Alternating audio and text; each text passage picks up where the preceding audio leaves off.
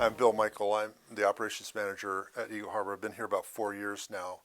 I started out when I retired from the military. I came to the Office of Equal Opportunity because I wanted to help people. The things that I learned in the military that helped me in this job are service before self, helping the public, and that's really important to me. And that's something that I would say that anybody who's in the military or even in the private sector, if they enjoy helping people, this is the place to be.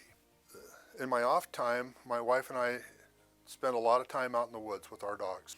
My name is Ed Courtway, and I'm the electronics shop manager here at Eagle Harbor Maintenance Facility. I retired from the Coast Guard in 2018, and as I was leaving military service, I was really driven to continue in a community service role at either a state, county, or municipal level because I wanted to serve my local community. Every day you get up, and our team is all looking in the same direction, and I find that very rewarding and enjoyable to come to work at every day.